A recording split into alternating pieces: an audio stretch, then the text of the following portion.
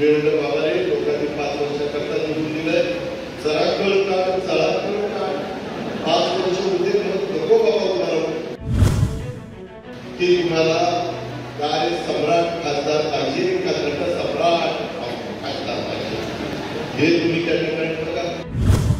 तर 1 लाखापेक्षा जास्त मताधिक्य हे 2 विधानसभा मतदारसंघ आरामात देऊ शकतात. जसं बारामती लोकसभा मतदारसंघात ठरवलं तर एकटा खडकवासला विधानसभा मतदारसंघ 1 लाखापेक्षा जास्त मताधिक्य देऊ शकतो. अशा प्रकारचं नियोजन आपण करू शकतो. तसं या 2च्या बाबतीमध्ये आपण सगळ्यांनी केलं पाहिजे. मित्रांनो, मागे देखील तुम्ही खासदार म्हणून ज्यांना निवडून दिलेलं होतं त्यांच्या सभांना मीच येत होतो, परंतु 5 वर्ष मध्ये ते मधीच मला म्हणायला लागले, डॉक्टर बोलले की दादा मला राजीनामा द्यायचा, माझं काम नाही खासदार, माझं काम मी सेलिब्रिटी आहे, मी सिनेमामध्ये काम करणारा दट आहे, मी अभिनेता आहे, मी मालिकेमध्ये काम करणारा त्या ठिकाणी कलावंत आहे, मी नाटक करणारा त्या ठिकाणी कलावंत आहे आणि त्याच्यामुळे माझं नुकसान होत आहे, मला राजीनामा द्यायचा.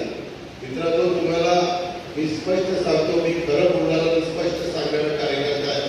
मी म्हणलं बाबा रे लोकांनी 5 वर्षाकरता निवडून दिलंय, जरा कळतात चला कळतात 5 वर्ष उद्या नको बाबा उभारू, परत ती नाही म्हणणार तुला उभा राहा.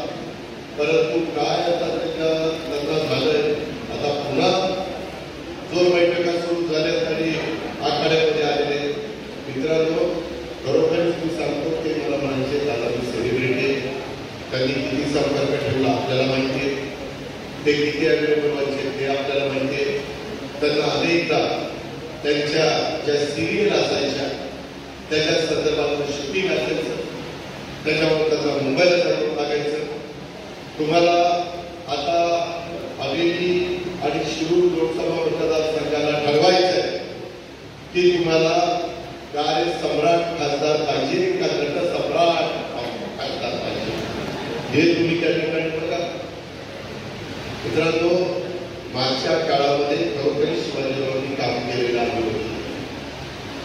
परंतु त्यावेळेस आमची विचारधारा त्यांची विचारधारा वेगळी होती आणि त्याच्यामुळे आम्ही त्यांच्या विरोधामध्ये भूमिका घेतली. परंतु आपला पुणे नाशिक रेल्वेचा प्रश्न, महाराष्ट्रातील सर्व बातम्यांचे विश्वासार्ह व्यासपीठ, सकाळच्या सर्व सोशल मीडिया प्लॅटफॉर्मला लाईक, फॉलो आणि सबस्क्राईब करा. तसंच सर्व नोटिफिकेशनसाठी बेल आयकॉन प्रेस करायला विसरू नका.